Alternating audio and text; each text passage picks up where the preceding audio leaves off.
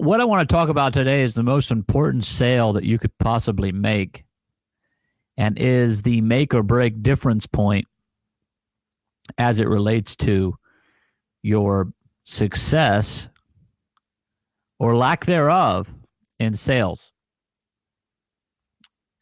I wonder if you could guess what it is. I wonder if you could guess what is the most important aspect of being good at sales, your effectiveness. I want to think for a moment and see if you could guess what it is. Is it prospecting? Is it cold calling? Is it asking for the sale? Is it getting referrals? Is it presenting? What is it? Which one of those things do you think it is? Well, those are all very important. And they can't really be overemphasized.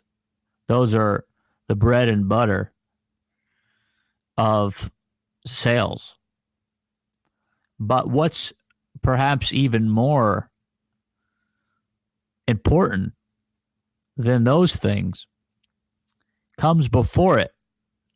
Because if you don't have this quality, you're not going to do well at selling if you don't have this quality. And the quality is being sold yourself on your product or service. See, if you're not sold on your product or service, there's something wrong with what you're selling, your understanding, the place you work. Something is seriously wrong. If you don't believe in it, you are maybe confused, or you need to be reminded. You need a refresher. You need to get familiar with the competition. If they have an inferior product or service, you need to know that. You need to be reminded of that. And here's another thing. You need to remember that these people that you're selling to, if you have a presentation with them, they're likely to buy it anyway. Like, they're going to buy something.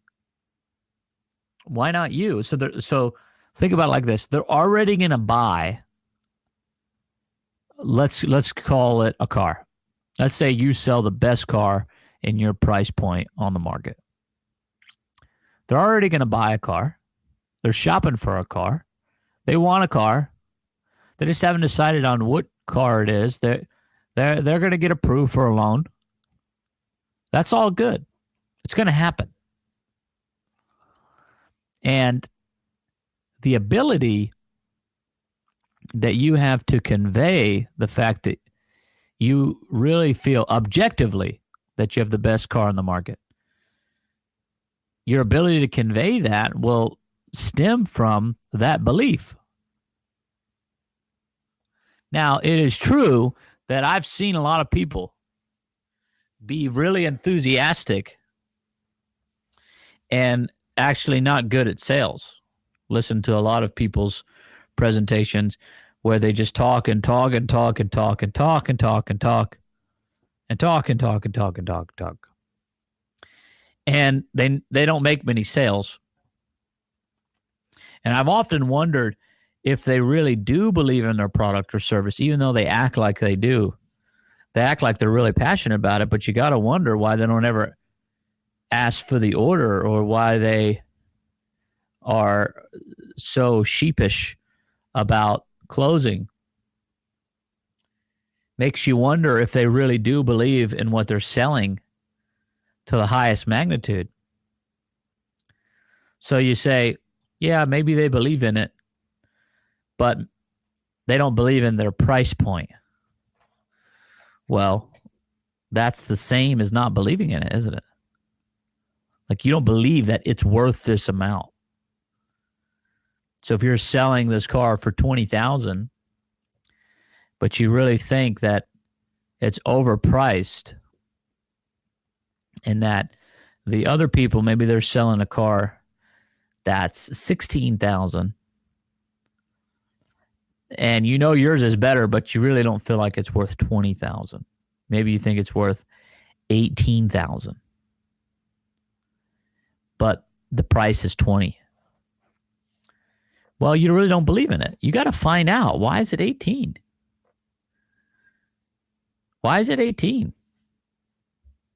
And you got to really get sold yourself. Let's say you're an entrepreneur and you're making up your price. Is that really a good way to do it? No, it's not a really good idea just to arbitrarily make up a price, because it lacks a data point, a stable datum. And when you do that, you don't know, it's not that you can't get the price, it's that you don't know what's going on in the market,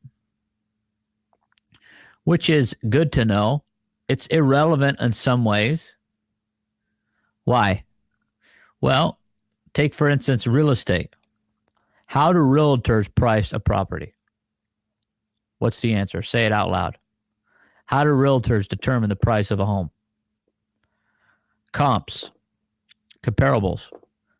They put together what's called a comparative market analysis. It's a fancy word for they go and look for similar houses in that neighborhood to try to find a median price to price your home at, so that they could stay in line with the price of the neighborhood. Which sounds smart on the outset, until you discover that the only ways that prices actually go up on a micro level is that somebody arbitrarily decides to take more only than market value. In other words, I have a house for $1 million, but all the other houses sell for 800, but I'm not going to take less than $1 million. I don't want to. I don't need to sell. I don't really want to sell. I'm going to take $1 million. Well, that's how it works. I mean, it's really that simple. You say, well, how do you feel it's worth $1 million? You say to the guy. And the guy says, because it's my house. And I don't want less than $1 million. Oh, okay. And they end up selling it. I've seen it over and over again.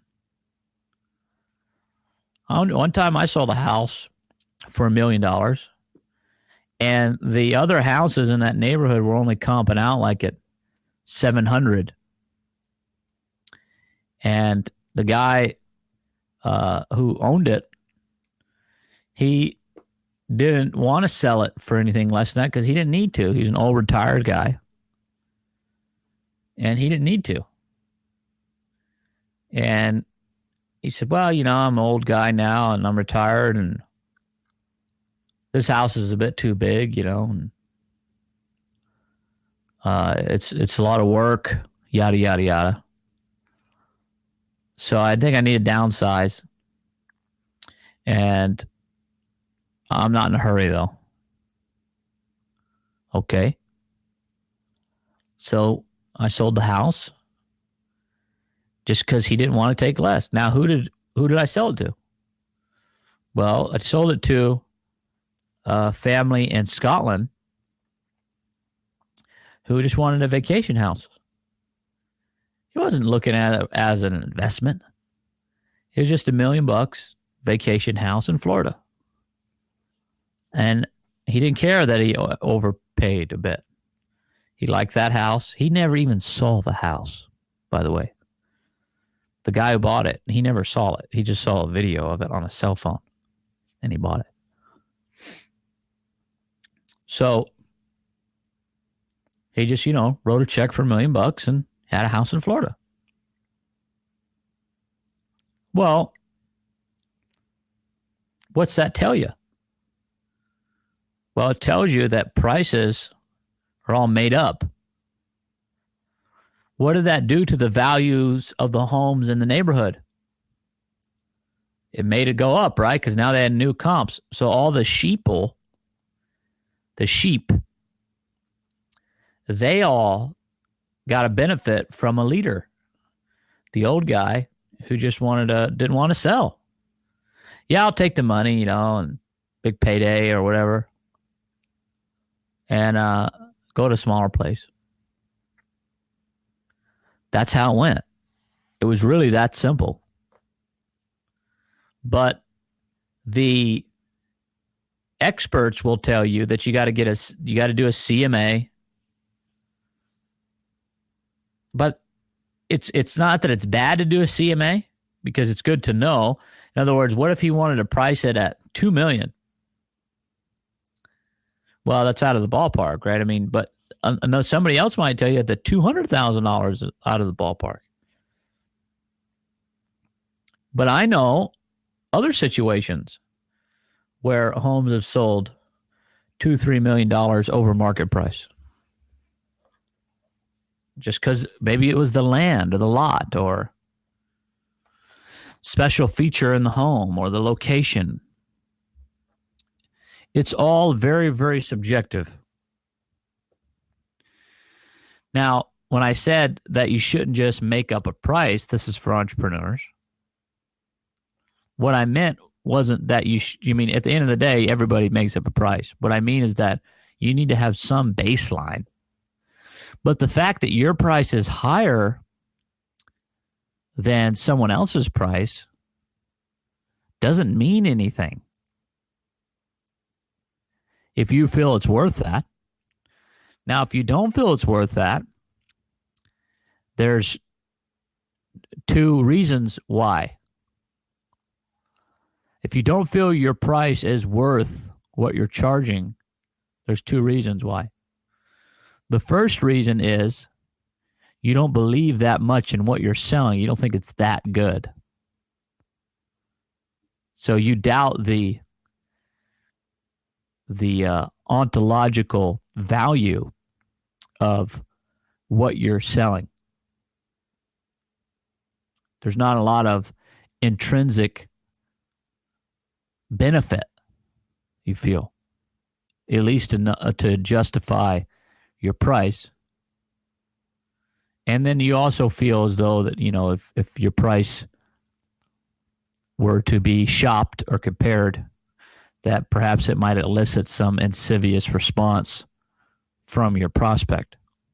So the number one thing is the inherent intrinsic lack of value in your product or service. That's the first reason. The second reason is you have a money problem. Your ideas, your conceptualizations and understandings are fundamentally in error. I don't like to call this mindset because that's very abstract. It's not very precise. And so a lot of people get confused with that word. Your assumptions concerning monetary value are wrong. In other words, you are going to buy $1 million house, but the guy down the street, let's say your parents, let's make it personal, they think it's stupid to spend $1 million on a house. Maybe they're even the type that would say, I could build that house myself for $200,000. You're going to buy it for $1 million. What does this represent?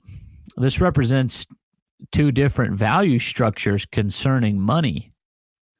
One person thinks that it's worth it to spend $1 million, and the other person thinks it's stupid when they can make it for $200,000, and or that the size of the house or the location or whatever is superfluous, like you don't need it. Now, how did that happen? Well, these are value hierarchies. That's what this represents. Everybody has a hierarchy of values.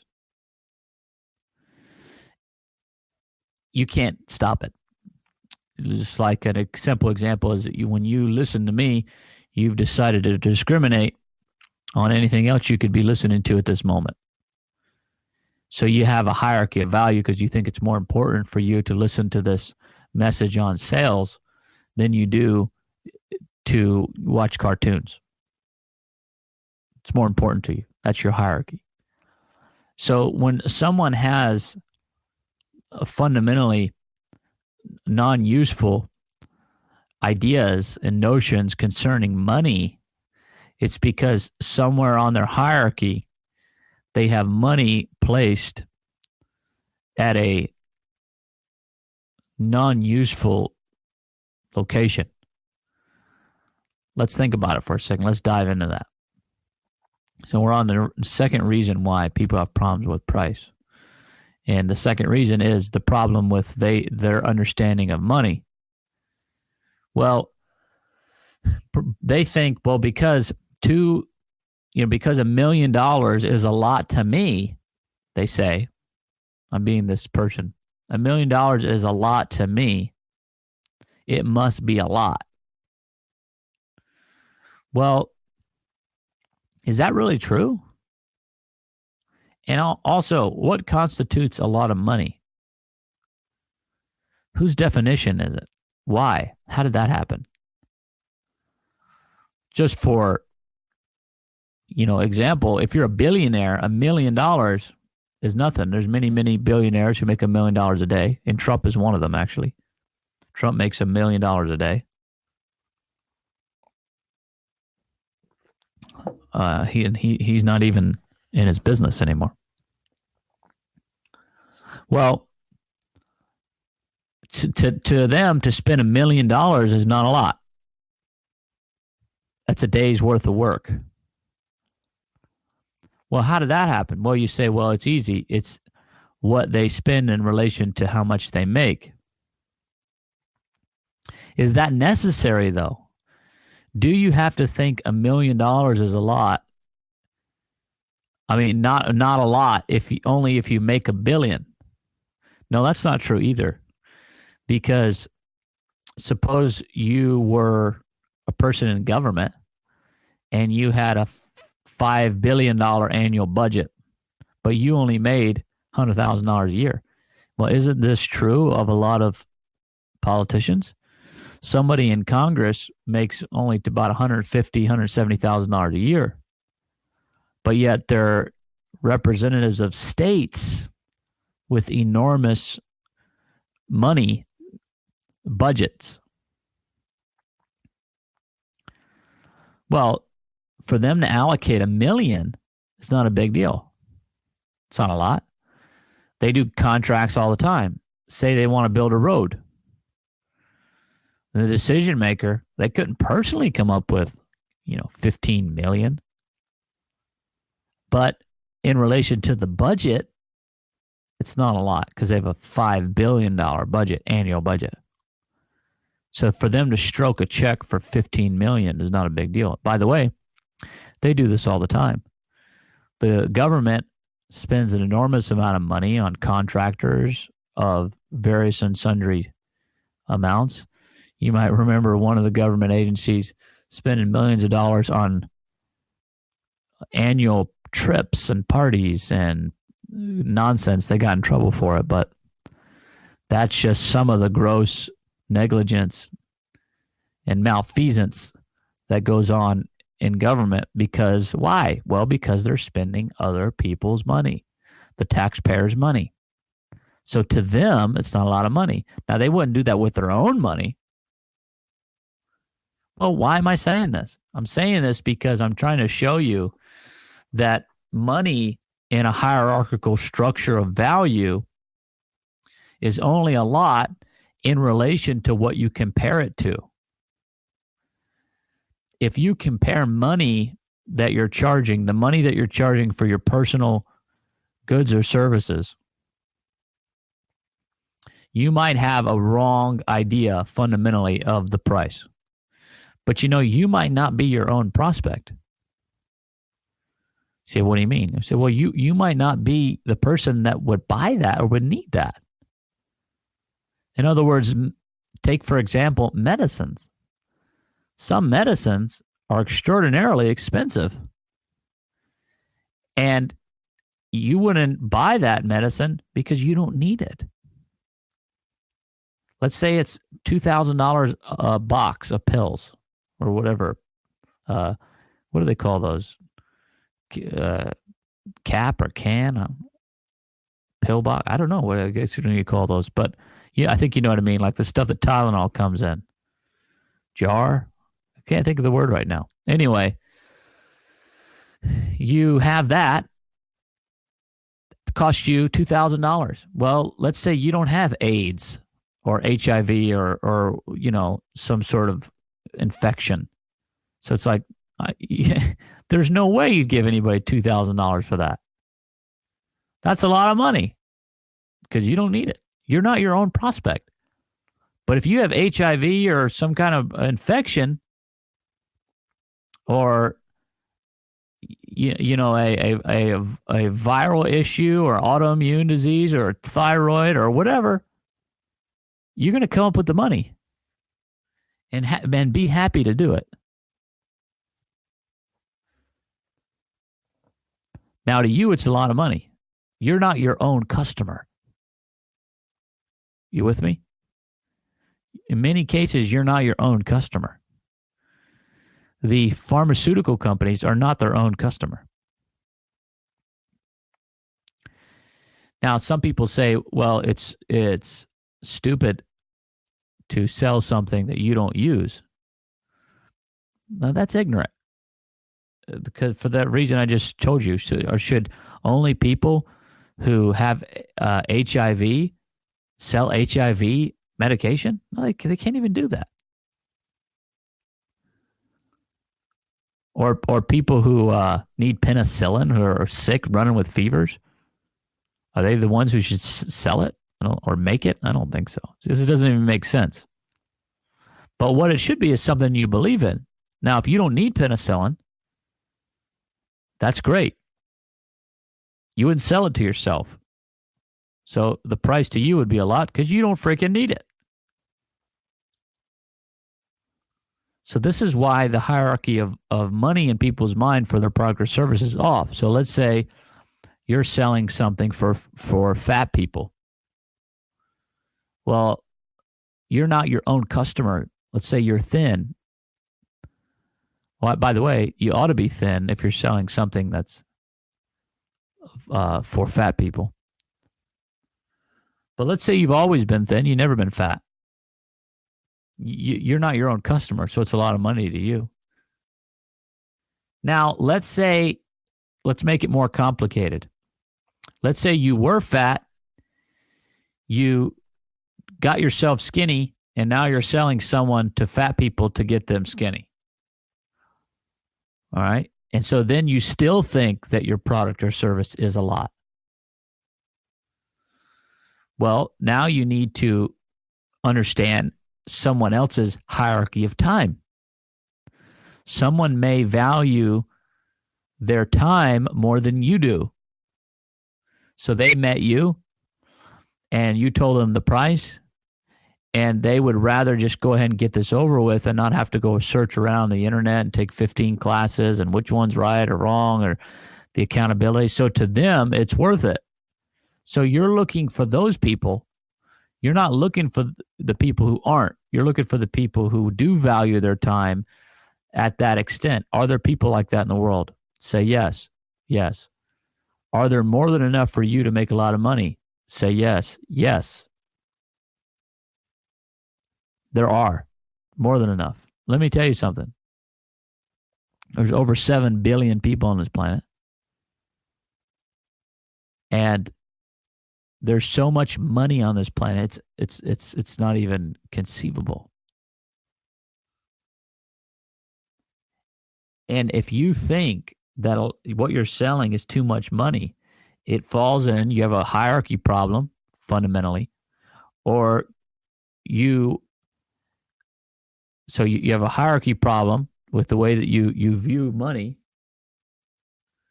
and you don't understand that a lot of people think about money differently than you do, and it's not in relation to how much money you have. So you need to get informed about different people's different ideas about money. Or you think that your product is not any good. So that sucks too. And you need to get re-educated on it, re-informed, or maybe you need not sell it. Or maybe you need to make it better. You need to add more value to it. But whatever the case is, you have to be sold on the offering, on the price, everything about it in order for you to do well at it. That's just how it is. Now, some people have problems with cold calling and sales and all these things. And it pretty much will always stem from the fact that they don't believe in their product or service enough. And that's why they're afraid to talk about it, because they don't believe that it really helps that much. And here's the problem with that, though. They might not always be aware of that, or they may have forgotten how much their product or service can help people, or they might not think about it. So the easy way to get rid of your fear of all these things and to be empowered to close well, to prospect well, to cold call well, to network well, to referral well, all those things, is to be sold yourself. And if you're not going to do well. I'm here to help you, here to support you. Over and out.